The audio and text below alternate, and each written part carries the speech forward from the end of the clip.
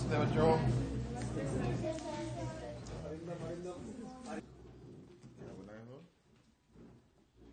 Children's day. वाह, क्या नाम है? महावीर कुमार सिंह। अच्छा,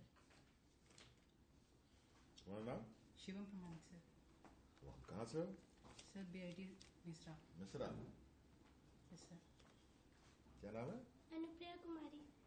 तुम कहाँ? आज बाल दिवस के शुभ अवसर पर हम बाल पत्रकारों को आपसे मिलने का मौका मिला। इस प्लेटफॉर्म को यूज करके बच्चे आज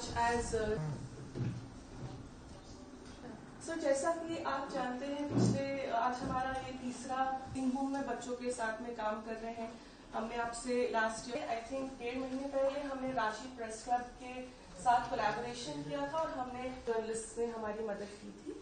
उसी को आज आगे बढ़ाते इस बाल दिवस का जो थीम है वो स्पोर्ट्स है, इसीलिए continue. So good afternoon, warmest greetings to everybody here.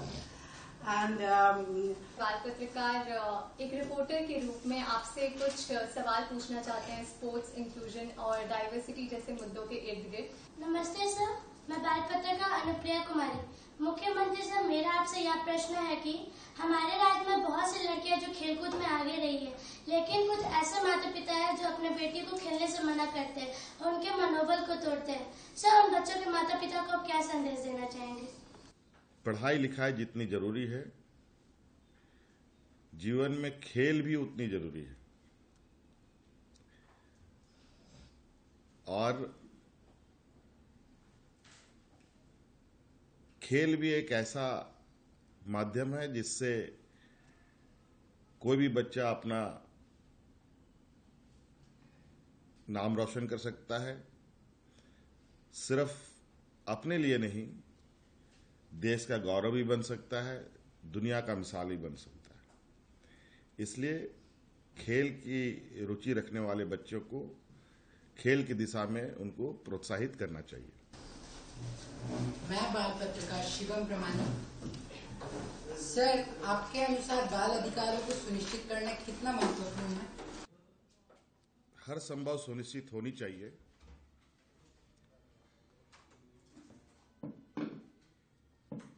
क्योंकि मैं समझता हूं कि बाल अधिकार आज के दिन में बहुत रिलेवेंट है। पहले भी था, अब भी है और आगे भी रहेगा। क्योंकि बच्चे आने वाले समय की एक नई पीढ़ी के रूप में काम करती है और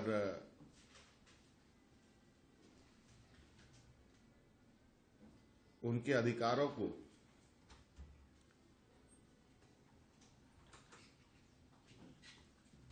उन तक पहुंचे ताकि वो अपने बेहतर भविष्य के रास्ते को ठीक से तय कर पाए। मैं बाल पत्रकार डिम्पल कुमारी। सर, आपने खेल को प्रोत्साहन देने के लिए बहुत सारे पहल किए। वे कौन से पहल है जिसके माध्यम से लड़के एवं लड़कियों को समान रूप से खेलने का अवसर मिलेगा? इस राज्य में जो बच्चे हैं वो काफी लगन से सीमित संसाधनों में, सीमित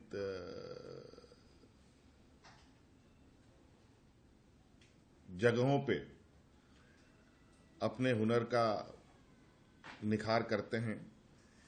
और इस विषय को लेकर हम लोग अब प्रयासरत हैं कि इन बच्चों को कैसे हम लोग आगे बढ़ाएं। इसके लिए हम लोगों ने नई खेल नीति भी बनाई है जिसके माध्यम से बच्चों को आगे खेलने का मौका मिलेगा। और जो नेशनल, इंटरनेशनल अलग अलग जगह जो खेल का आयोजन होता है उसमें पाने वाले विजेताओं को हम लोग नियुक्तियां भी कर रहे हैं।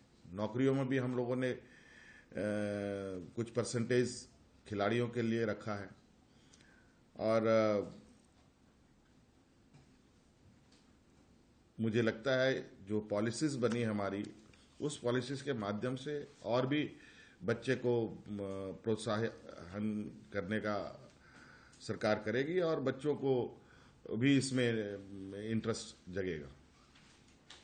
तो कुल मिलाकर के मुझे लगता है कि अभी जैसे आपको पता है कि पंचायत लेवल में भी हम लोग खेल का मैदान बना रहे हैं, ब्लॉक लेवल में भी, जिला लेवल में भी, हर जगह हम लोग खेल को गांव से लेकर शहर तक कनेक्ट कर रहे हैं और शहर से लेकर के देश दुनिया तक इसको कनेक्ट करने का हम लोग का एक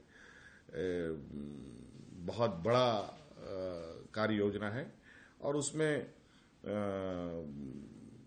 लड़का हो या लड़की हो, इन दोनों को समान अवसर हम लोग प्रदान करेंगे। नमस्ते सर, मेरा नाम है अस्लम उराम। मैं वर्ल्ड कप फुटबॉल टीम की कैप्टन अस्लम उराम। मेरा जर्नी बचपन से स्टार्ट था। मैं बचपन से ही फुटबॉल खेला करती थी। मैं अपने पापा को देख के फुटबॉल खेलना स्टार्ट की थी। जब मैं 2016 में आवासीय बालिका फुटबॉल प्रशिक्षण केंद्र हजारीबाग में ज्वाइन की, वहाँ मैं 4 साल से प्रैक्टिस की थी। फिर मैं 2019 में जब मैं इंडिया कैंप का जर्नी स्टार्ट हुआ मेरा, तो हम लोग कैंप करने के लिए गोवा गए थे। गोवा में हम लोग कैंप किए थे। फिर हम लोग सबसे पहले हांगकांग के लिए गए थे खेलने के लिए, जो वर्ल्ड कप होने वाला था 2020 में, जो पोस्टपोन होके अभी 2022 में हुआ है। उसके बीच लॉकडाउन के कारण हम लोग घर आना पड़ा और हमारे घर की स्थिति इतनी अच्छी नहीं थी, जिसके कारण झारखंड सरकार ने हमें हेल्प की और हम लोगों को मदद की, जिसके कारण हम लोग गेस्ट हाउस में रुक के हम लोग का प्रैक्टिस, हमारे डाइट को ध्यान रखते हुए हमें सपोर्ट किए। फिर इसके बाद हमारा कैंप गवर्नमेंट सरकार की तरफ से ही हमारा कैंप जमशेदपुर में लगा, जो हमारे लिए बहुत अच्छा अपॉर्चुनिटी था। हमें और ज्यादा मोटिवेट मिल रहा था क्योंकि हमारे झारखंड में कैंप लगा था, तो हमारा और मन कर रहा था हम लोग और मेहनत करें और हम सब बच्चों कैंप सिलेक्शन पाके हम अपनी टीम का नेतृत्व कर सके, इंडिया टीम का।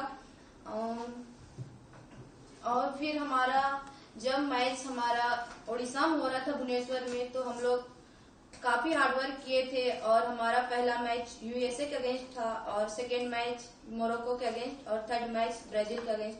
हम लोग उसके अगेंस्ट हारे, बट हमारे अंदर जो जज्बा था वो नहीं हारा था। हम लोग को और खेलने का मन था, बट हम लोग हार चुके थे। तो हम लोग मन से नहीं हारे थे, हम उनसे बहुत सारी चीज सीखने के लिए मिला। हमें और किस चीज पे वर्क करना है और कॉन्फिडेंस के साथ खेलना है, तो हम लोग को ये सारी बातें सीखने के लिए मिला। और हम लोग सर आपने हमारे पेरेंट्स को वहाँ मैच देखने के लिए भेजे, इसके लिए तो ज्यादा हम लोग और एक्साइटेड थे क्योंकि हमारे लाइव मैच हमारे पेरेंट्स देख पाए, जिसके आपने हमें ये मौका दिया। Thank you sir. और आप लोग से मैं यही कहना चाहती हूँ कि आप लोग के अंदर जितने भी जुनून है, जो या तो पढ़ाई के क्षेत्र हो या तो स्पोर्ट्स के क्षेत्र हो, आप लोग उसे निखारिए, ये नहीं कि दबा के रखिए। अगर आप उस चीज को निखारिएगा, जिससे आपको स्टेज मिल पाएगा और आप एक दिन अपने देश का नाम रोशन कर सकते हैं। मैं बाल पत्रकार सरिता मुंडा। सर, मैं आपसे ये जानना चाहती हूँ, सर हमारे राज्य की किस समस्या को आप सबसे बड़ी चुनौती के रूप में देखते हैं और इसके समाधान में हम बच्चे किस प्रकार से योगदान दे सकते हैं? सबसे बड़ी चुनौती इस राज्य में शिक्षा का है और कुपोषण का है।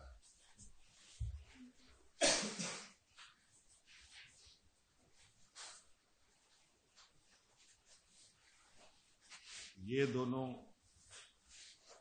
अगर हमारे इस राज्य से खत्म हो जाए तो हमारी राज्य की 50% समस्या सॉल्व हो जाए। शिक्षा को लेकर हमारा निरंतर प्रयास है। यहाँ के बच्चों के लिए सरकार नए सिरे से शिक्षा का एक नया स्ट्रक्चर खड़ा कर रहा है। पंचायत से लेकर के जिला लेवल तक जो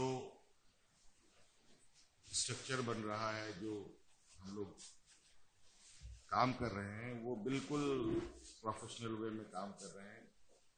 अब हमारे सरकारी स्कूलों में पढ़ने वाले बच्चे भी प्राइवेट स्कूलों के बच्चे की तरह शिक्षा ग्रहण कर रहे हैं। इतनी सरलता और स्पष्टता के साथ इन बच्चों के सवालों के जवाब दिए।